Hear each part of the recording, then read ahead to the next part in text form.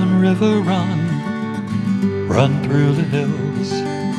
Run, river, run to the sea. Run, river, run to your place beneath the sun. Run, river, run over me. Run through the land, you run through my soul. Bring me wisdom and peace. Run through all ages and all. Welcome to Be My Guest. This is Jan Lewis. Welcome to the show. We have today Linda DeFeudis, and she is the author of 2 books that she has brought on, and she is a cancer survivor. And welcome, Linda. One of her books is called Alphaland. The other one is called Life is Beautiful, Poems of Survival After Cancer. Tell us about that book, Linda. Well, this book, Life is Beautiful, Poems of Survival After Cancer, I wrote as I was going through the process of being diagnosed with cancer, and then the treatment I had, my feelings before I knew I had cancer, my feelings once I knew I had cancer. Most of the poems were written when I was in a waiting room waiting to have radiation treatment. A lot of them were written there, and I'd see other people and think about my own situation, their situation. And then it ends with survival and how I feel after it's all over.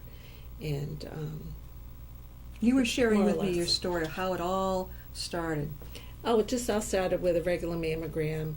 And I went, and the doctor said he saw calcification, and he didn't think it was anything. He thought it was 15% chance it was cancer, but he would like to do a biopsy anyways.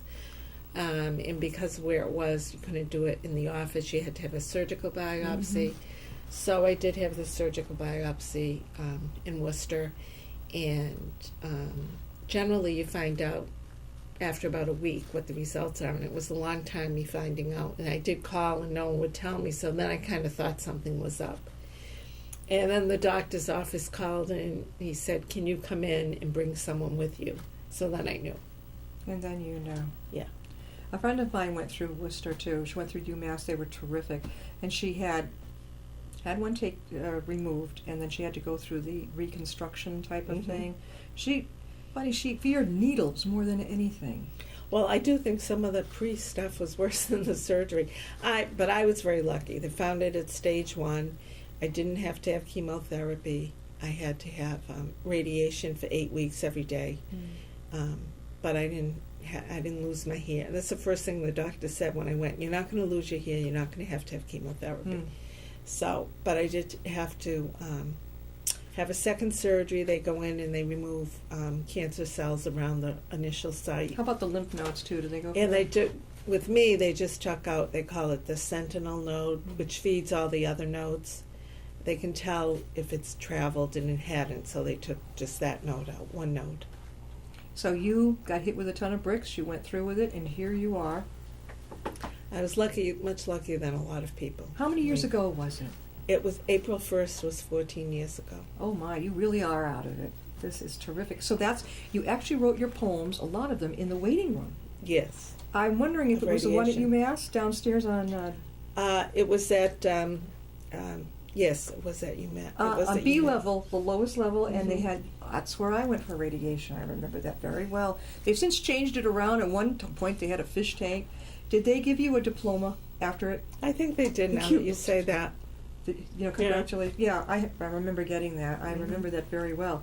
They're terrific over there. They make it... Yes, it was... they were all very nice. I remember T.J. Fitzgerald was my oncologist doctor. My oncologist was Dr. Richard Horner. He's since retired. Yeah. But he was great. I really liked him. Now, have you been speaking out about your book? Have you been giving presentations about your poems?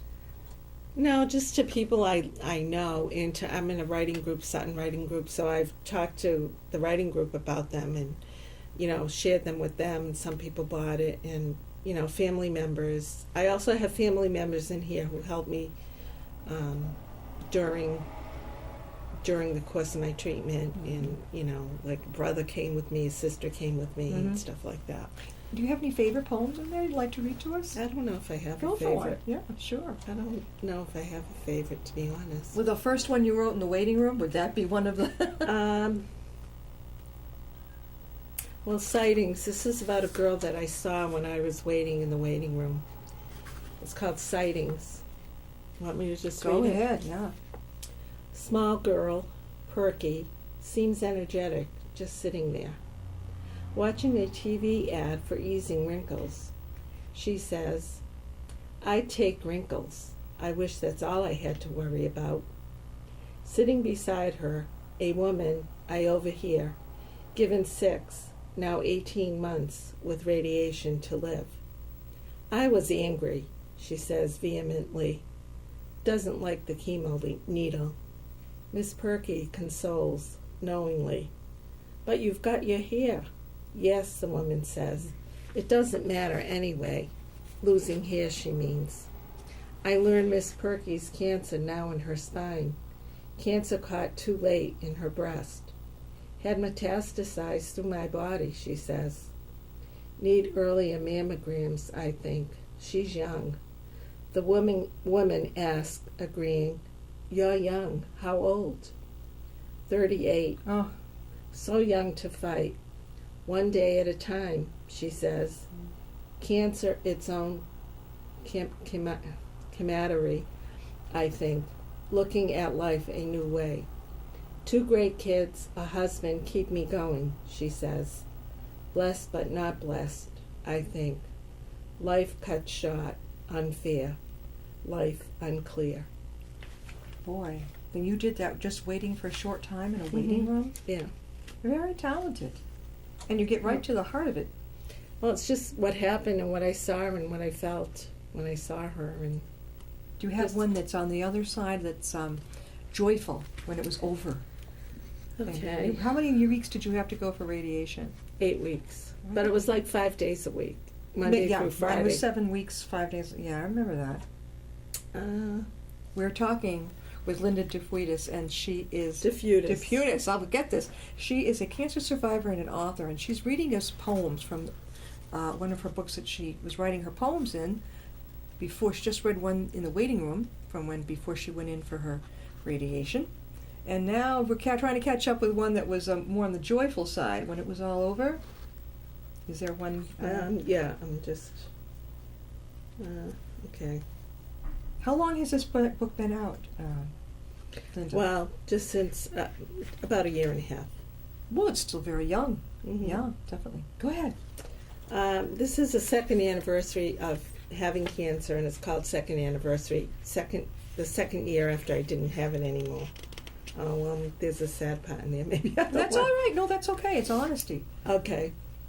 As my anniversary nears, there are no drinks, there are no cheers. Just happiness that another year's gone, and cancer thus far is still forlorn. My last mammogram brought question near, more calcification than last year, to which I gently lowered my head. What does that mean? I then said. Just something to watch, and that's what you want. We'll stay on this next 6-month visit. We'll see what's what and what's the limit. Nothing really to worry about. Just being careful, so is no doubt.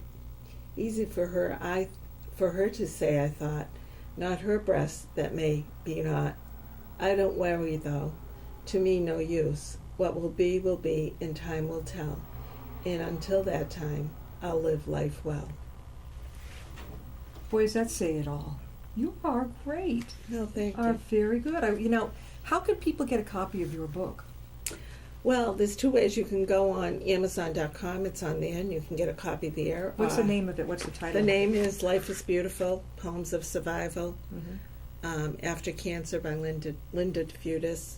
You can contact me on my website, which is my name, Linda, with the initial M, all small letters, Linda M. DeFeudis @gmail.com. Can you zero in on that? Hold it up again, Linda. Would so be we can- Linda M. DeFeudis @gmail.com.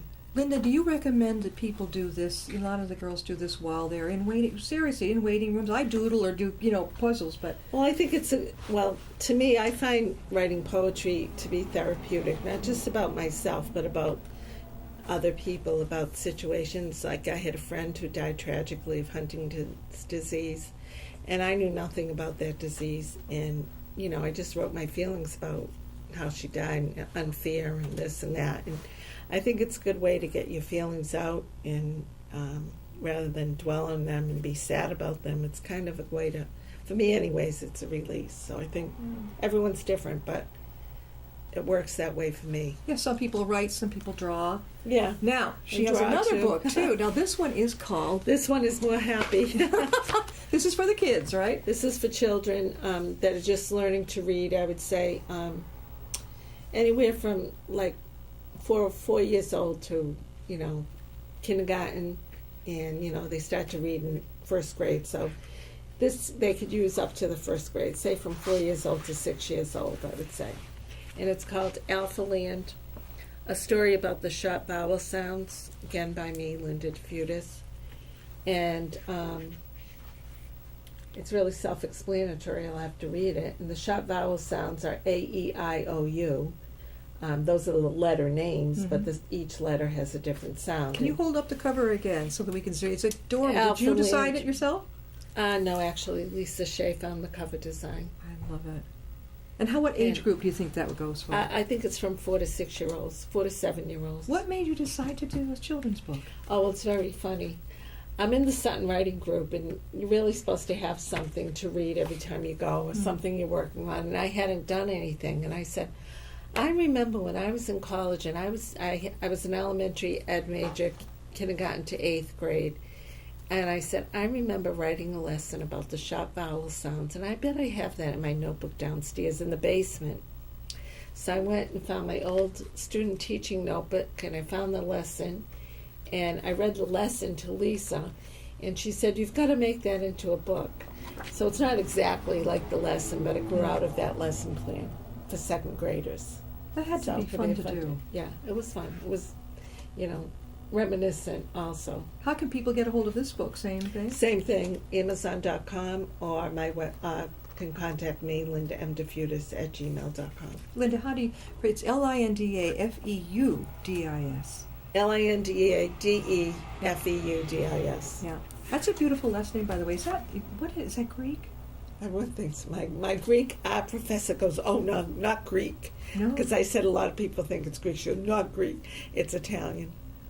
I have never heard it before. Oh, really? There's a lot in Worcester, Yeah. where I grew up. Now, you told me, but we have lots to talk about. There's a church in Worcester, did you say, Mount Carmel, that is sadly going bye-bye. They're trying to save it as a historical site, but I don't think it's going to happen.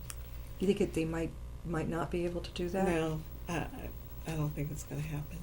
Yeah. Well, first of all, the reason it's falling into misrepair is the Interstate 290 is right there, and all the debris has kind of blown in the face of the church, and it's gotten worse and worse over time. So the highway's not going anywhere, and Where's I it don't know how they located? could. What street? It's on Mulberry Street, which is off of Shrewsbury Street. Okay.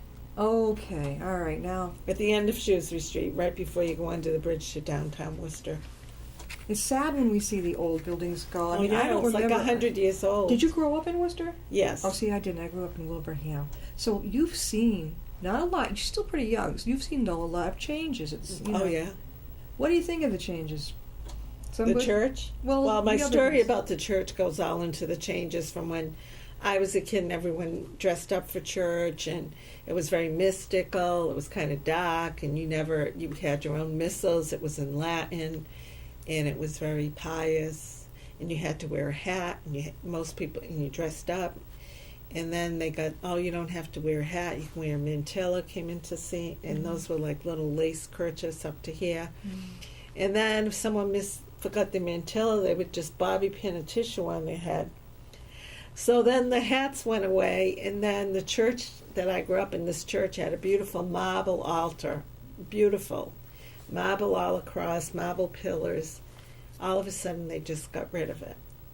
And no altar at all, because it was supposed to be a sleeker, newer design. And they replaced it with 2 steps with what looked like an indoor-outdoor green carpet. Oh. That's what it looks like. So, anyways, The changes. Even in the hospitals, UMass got bigger and bigger, and then we saw St. B's. It looks awful now, the old building. It looks crap. Well, I've never gone. I haven't gone in there, but no. Oh, I have, and it's just dark and not welcoming. You know, they had some other businesses in there. Truly amazing. What did you do before all this drama hit your life with the cancer? What were you doing? Were you working outside your home? I was working. My last job before I got this was I was working at the Goddard School in Northborough as a pre-kindergarten teacher. All the children that missed the cutoff for kindergarten, they weren't exactly old enough to go to kindergarten yet. They went there, and I was like a pre-kindergarten teacher to them. Did you enjoy it? So that's where I worked. Yes, and that's maybe why you're so good at the Alphaland book. Yeah, you enjoyed that age. Yeah, and then I would stay there a while, but then after my cancer treatment, I went and I was a reading tutor for the Worcester schools for 10 years. So you went to college and studied elementary ed? Elementary K to 8. Where did you go to school? Anna Maria in Paxton. Excellent. You ever heard of Plymouth State in New Hampshire? That's where I went. Oh. Plymouth State. Thought I was going to major in elementary ed, but then I saw my roommate was having a fun time with art. I said, well, that looks cool. I like art. I'm taking art right now. I'm taking watercolor. I'm taking art at Worcester State College. You really enjoy that? Yeah. Actually, I'm going to go there later today. That sounds so fun. Very multi-talented. I love art. Well, I'm doing watercolor is becoming my favorite, but I've done acrylic painting there too, and I've done drawing. And it's a very, people who don't know, if you're 60 and over, you can go for free. At the Worcester Museum? The Worcester State University. At Worcester State University for free. And they're $750 courses. They're 3 credit courses. Oh. And you can go for free. Of course, you have to buy all your materials, but, it might be $100, something like that. Yeah. And it's fun. Well, I like it. If you like art, you'll like it. Yeah, I love art, yeah. Yeah. Any more books coming up? Yes. I'm doing a sequel to Alphaland, which is called Come to the Consonant Parade, and it's about the consonant sounds in relation to the vowel sounds. And I'm also doing one about why the vowel why says, why am I the sometimes vowel? So I'm doing that one too. So you haven't done any presentations yet about with your poetry book? You haven't gone to any libraries or any other No. bookstores? No. It's good. Really. I can see you over at Tatnuck. Well, there is going to be something at the Shrewsbury Library, so I am going to go there with both my books. So that's going to be June 28th. I just heard about it. June 28th at the Shrewsbury Library, the new library in the center of Shrewsbury. They're going to have different people with their books. From that the area. library is brand. It's new. And boy, when you go in there, I don't like the system where you check yourself in and out. They do that at the Worcester Library. I like a person there to do it for me. I don't like this, so I never do it. I just go right to them. A lot of people don't like that. Well, it's just like when you're in the grocery store and you have to check yourself out. Everything's too automated now. You feel the same way? Everything is too impersonal. What does your family think about your books? They like them. My brother brought this one for his grandkids, and my, I have a lot of brothers and sisters, so they brought these for the little kids, the ones that were young enough. And I gave my brothers and sisters this because they all helped me when I had it. Yeah. And do you have children of your own? No. I'm not married. I don't have any children. I think you'd be wonderful with children. Well, you must be, because you taught the school. You wrote this book. You know their tons world. of babies sitting in my life. Yeah, definitely. It might be another children's book on the offing, huh? Yeah, I was thinking of it. I don't know. I was thinking of writing one about my nephew who has a pet Gecko. Gecko. Yeah. I have trouble with that word for some reason. Gecko. And, it's a funny story because his father brought him to the pet store and he wanted to get a pet, so he says, I want a gecko. So my nephew thought it was like a goldfish. Well, he'll have it in a few months or a year or whatever. And they live like 20 years. It's still alive? Oh, yeah. You have to, they live for like 17 to 20 years. How old is he? It's about 5 years old now. A gecko. A Not gecko. the Geico insurance, it's a gecko. Gecko. I always have trouble, because maybe that's why I have trouble with the word. And you have to buy crickets to feed it. Live crickets at the pet store. You bet you buy those? Yeah, at the pet store. Do you enjoy that? Ooh. I don't buy them. I'm saying his parents buy them. Yeah. But he said, oh, someone told me this is the cutest gecko he ever saw. Isn't he cute? Puts it on his hand. And he's very into it. So I would like to interview him and write a book because Sure. I don't know much about it myself. And it's a different kind of a pet. Do you have in your family, besides yourself, other people who are into writing at all? Well, my oldest brother was a scientist, and he was a much better writer than me by far. He was, he wrote scientific books. He's no longer with us, unfortunately. I dedicated this book. Your poetry books, you dedicated it to your brother? I dedicated to my brother and my mother, both of whom are not with me, who died shortly after this. This was ended September 2003. My mother died in July of 2004. My brother died in December of 2004. Did so you tell the me next year. your mother, how old was your mother when she passed? 95 and a half. Wow. Girl, you got a lot to look forward to in your genetics. Well, my father, though, was only 68, so Yeah. depends. Maybe it's an average, I don't know. But Were you the youngest or oldest in your family? next to the youngest. You was a baby. Aw. Next to the youngest. Have you ever read Dr. Kevin Lehman's book, The Birth Order Factor? No, but I've read about the love 1, it. 2, 3. Oh, It's everyone. There's only 3. yeah. I've read that. Like it goes 1, 2, 3. Number 4 becomes a 1 and 2, 3. There's only 3 personnel. I actually am a twin too. You have a twin? Yeah, not identical, but I'm a twin. And they say if you're a twin, you're automatically a 2 and a 3. And she's definitely a 2, and I'm a 3. 2 is kind of outgoing and kind of jovial and fun-loving, and a 3 is more sensitive, religious, and like that. And that's kind of me. That is fantastic. Wow, meeting Linda DeFeudis has been so interesting. Your beautiful poetry book. Let me have it again, Linda. I want to hold it up for sure. Life is Beautiful, Poems of Survival After Cancer, Linda DeFeudis. And this is the copy of it. Linda, while I'm talking again, how do they get a hold of it? You can get it on Amazon.com. You can contact me at lindamdefeudis@gmail.com. I love the cover of this. It is the color of growth. What, Yeah. green? You chose this, right? Yes. Well, I chose it too, and I thought of my mother too, because she loved green, and Yeah. it's life, and she loved life, and In your next book, kind of all went together. put your picture on the back.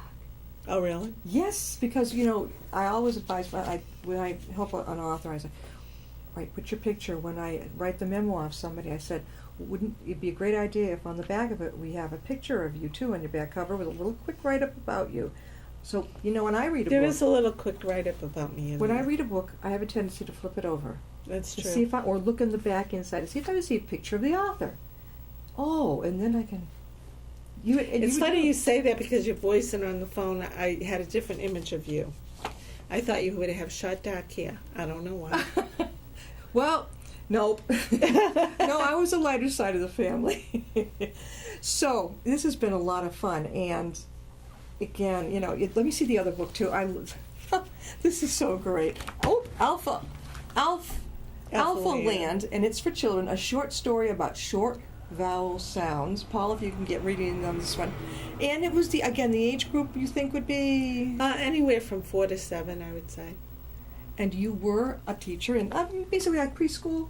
you say? Well, yeah, I taught kindergarten. I also taught in Worcester. I taught some permanent sub-jobs. I taught learning disabilities because actually my degree was K-8 with moderate special needs because when I was a junior, 766 passed, which allowed kids with special needs to be integrated in this classroom. So I taught learning disabled. It was very hard then. The jobs were scarce, so I taught some learning. I taught some permanent sub jobs. I also taught math to remedial math to 4th to 8th graders, and then I worked at Comgas for 17 years. I've done What were you everything. doing there? What were you doing? Oh, I did a lot of different jobs there. Were you I a was in CEO? customer service. Yeah. No. I was customer service. I worked in the rental department. I worked as a specialist. I did a lot of different jobs. Then I did insurance. Then I was a kindergarten. Then I went back to teaching. Was a kindergarten teacher, and then I worked 10 years as a tutor in a reading tutor in the Worcester School Department. And then my last year, I worked at the Training Resources of America downtown, teaching adults from other countries mostly who are trying to get their GED, who never got their high school diploma. You are a dynamo. Well, I just did a lot of different things. I can relate because being an entrepreneur, myself, you get an idea. I could be waking up in the morning and it comes to me, or I'm driving in the car. I write it down. We have got a couple minutes left. So you think there might be another book coming about, right? You think there might be? There are 2 coming. Oh, 2?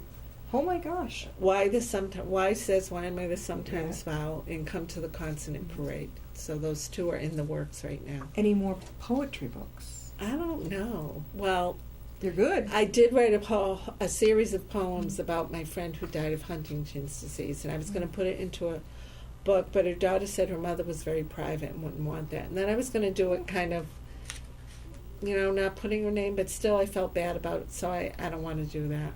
So I did have probably, 12 or 15 poems, but I'm not going to put it into a book. I also have a series of poems about my mother when she died, and those are all like personal, but they could kind of be anyone's mother in a way. So definitely. Your book itself, I wish that they had your book in the waiting rooms over there. This is the type of thing, definitely, there's so many people out there. This is something I would have picked up and read in a heartbeat. Yeah, probably. Definitely. Thank you so much for Thank you on for the show. having me. And we want you back when you have your next 2 books, right? Oh, okay. Yeah, I'll definitely. Don't be shy. The consonant one is coming first, Yeah, and then yeah. the vowel, the Y vowel, after that. Thank you, Linda, so much. Thank you. We'll see you next time. You'll be my guest. Bye.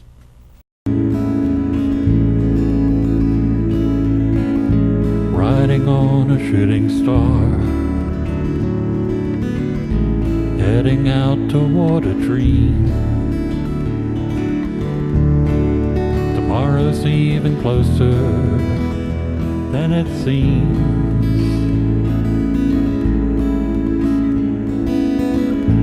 Moving through the cloudless sky, heading out toward the moon.